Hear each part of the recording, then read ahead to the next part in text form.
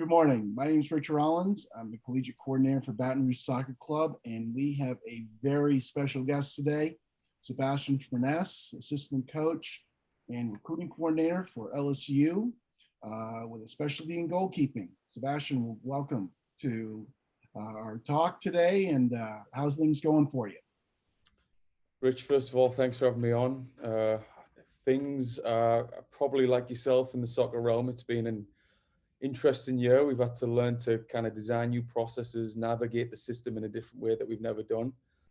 But I'm excited to kind of get on this call with you guys and chat a little bit about just the general recruitment process and the experiences. I can't speak specifically about LSU due to NCAA rules, but I do hope I have a good conversation. We can chat about the holistic kind of view of what's going on in the recruiting world. But no, things are great here. We had a really good first season with the team.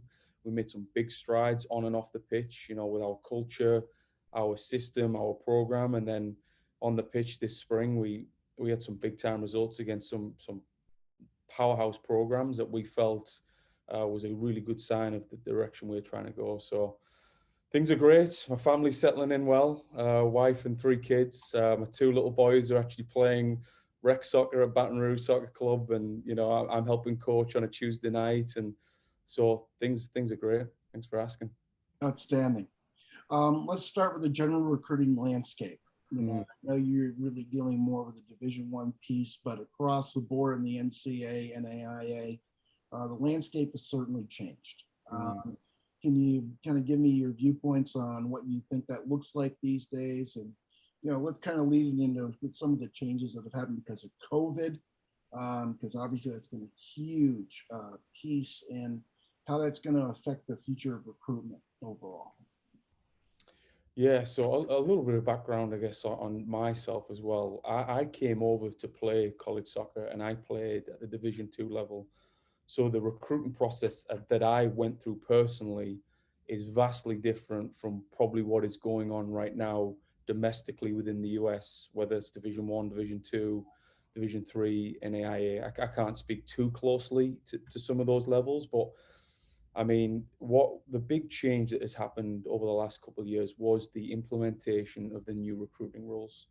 And the previously it was kind of everything was gone through a middleman with these players that were not of age that we could not contact.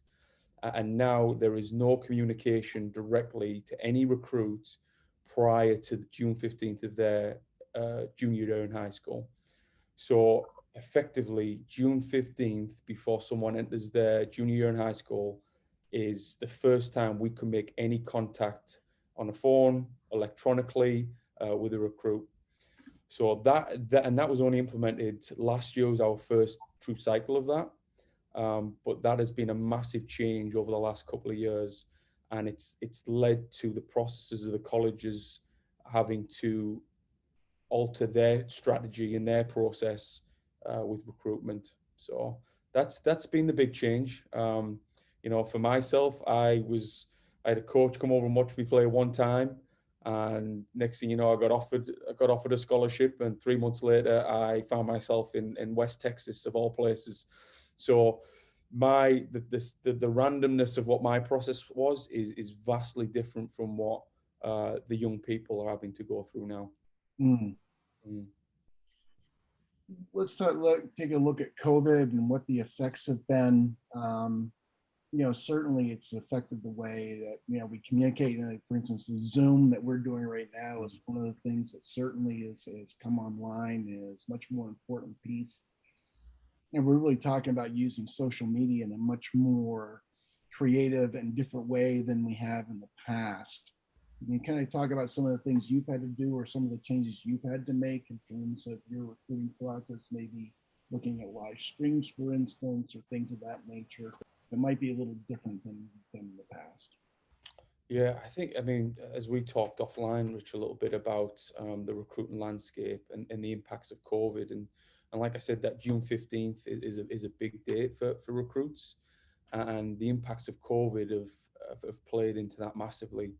But this past year for college coaches in general has been a lot more of the virtual recruitment realm. There's been no in-person evaluations, so everything has been done through a live stream, a recording, highlights that have been sent, Zoom calls and interactions with recruits and their families to try and create that relationship. And any college coach in the country is going to tell you it's not just about recruiting the right players, but the right people. So the live stream might tell me one thing, but the reality is there's a big character piece of that which we're trying to evaluate through, honestly, conversations like this with recruits and their families. But yeah, it's been a challenge, and I mean, I think in general, it's led to probably slowing the pace down, in terms of coaches may not feel entirely comfortable with their evaluations that they are making on a live stream, and there may be certain intangibles that they feel they can't effectively evaluate through that process. So I think because of that, a lot of coaches might be saying, "Hey, you know what? We're going to wait till the dead period opens up. We've built this base and this foundation of who you are as a player and who you are as a person, but we would rather wait to make that decision on an offer once we get the opportunity to watch you in person, or you get to come to a camp and we get to interact."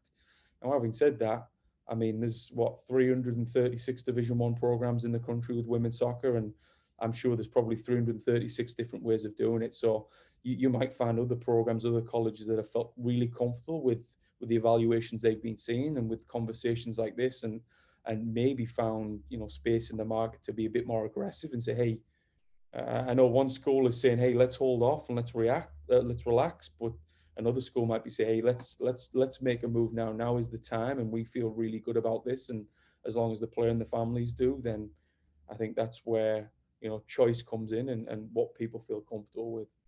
But yeah, it's been a lot. I mean, the navigation of in one way is I say we as in college coaches in general have had to, I would say, deepen our processes and our organization of watching live streams, communications with club coaches as being huge, because those are the people that are working with recruits on a daily basis, and the feedback that we get of like, what are they seeing in person, and does it match up with the evaluations that people feel like they're seeing online. So it's almost like we've got several different touch points of like the live stream, the club coach, the interaction with the recruit and their families, and we're just trying to pull as much evidence as we can as possible to make the right decision during this period. And I imagine families are probably sitting in the same seat of like, hey, we haven't had a chance to come on campus and meet with, say, coach at say university, or go to a camp, or they haven't seen my son or daughter play in person. Like,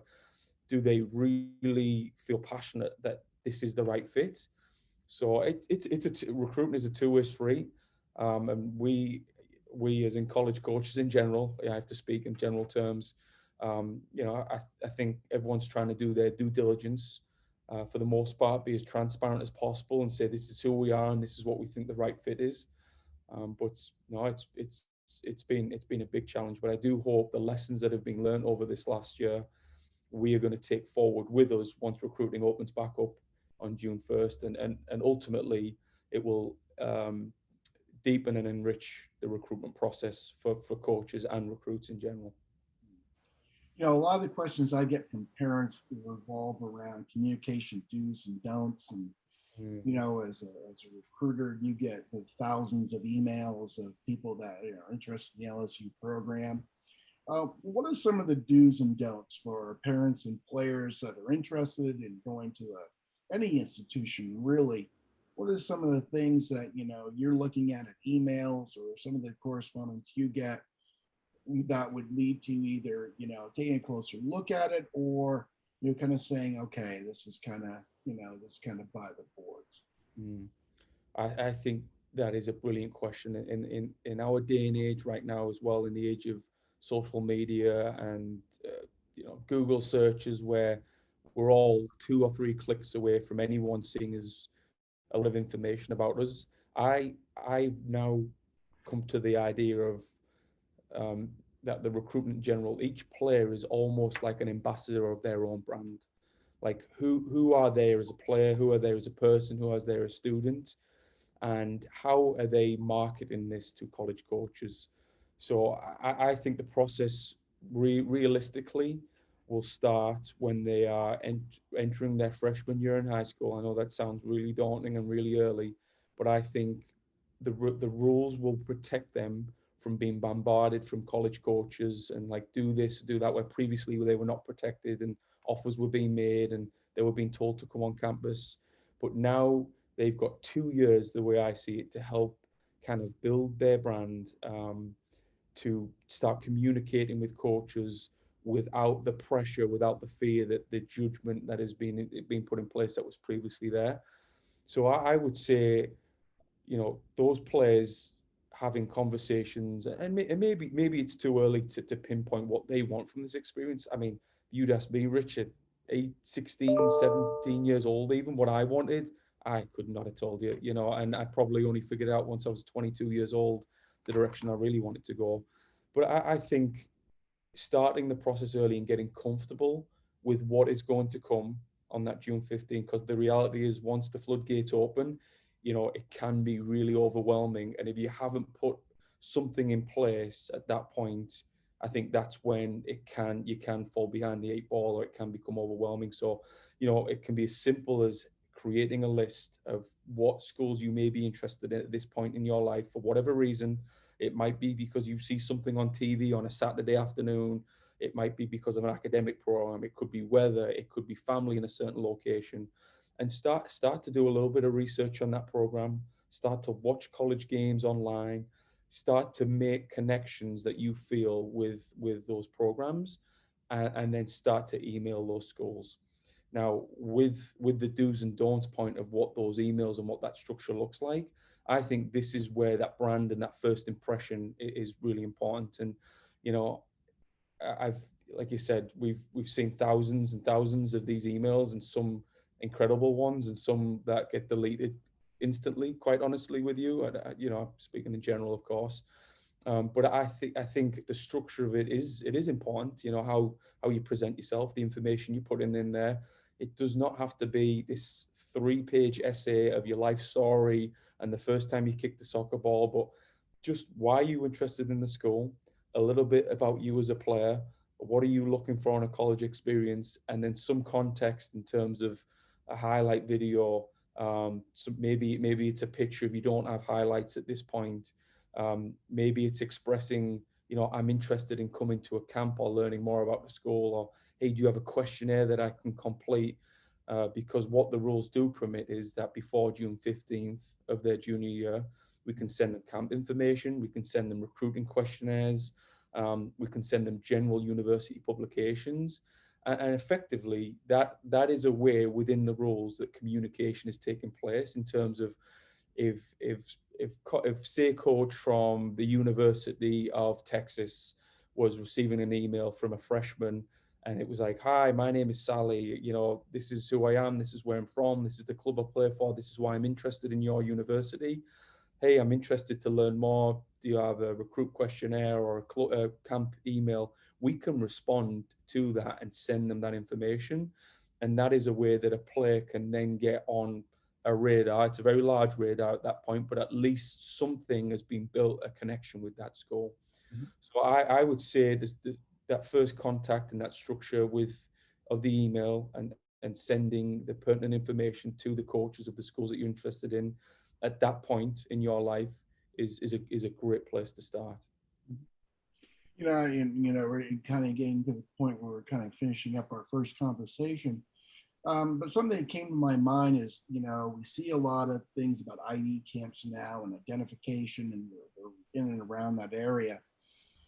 Um, when kids are making choices, right, for going to their schools and their ID camps, can we kind of talk about why it's important for kids to go to these camps in terms of an ID camp, which is a little bit more of a snapshot, but also maybe the full week camp and what coaches might be seeing and what they may be judging and evaluating when they're at these particular camps?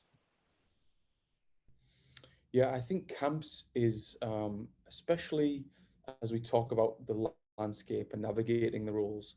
If it's kind of the way I would answer that is that there's a two-part process to this, and if you are a younger PSA, as we say, a prospective student athlete that cannot be communicated with by a college coach, by you attending their camp, you are showing interest in one or two ways, saying, I'm interested in this university, potentially being somewhere I would like to go in the long term, or you are going there for an educational experience or a social experience to get used to a camp setting.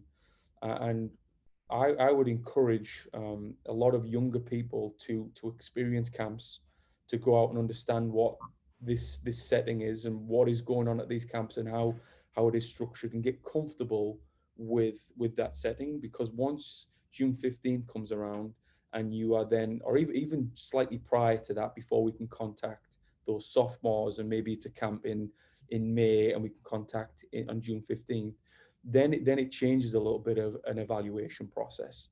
And I think at that point, college coaches are using camps as purely as like, we want to evaluate two things. It's the talent level of this player and the character of this player. And I also feel like the players should be doing the same thing of evaluating the talent of the coach and the character of the coach. And is that a right fit for him or her? And sometimes players, prospects will go to these camps and have incredible experiences and feel a connection with that school, that campus, the facilities, the coach. And sometimes it will be the adverse. And I think either way, I think by doing that, you've achieved something. You've learned something about yourself. You've learned something about the process, and it helps you move forward. Now, energy, resources, money, time, it is all limited. So I think being selective of the camps that you want to go to at a certain age, I think is really important. And, at a younger age, if it's going to these bigger camps where it's these big brand name schools and recruitment is not at the forefront of what you're looking for at that point, and it's more of a longer term vision, then I think those are great experiences. If you get to your junior or senior year in high school, it's probably a wise idea at that point to be selecting camps where there's some form of mutual interest, or you're really interested in that school and you are going there to say, hey, I'm going to showcase my talents and try and get myself on the radar with that school.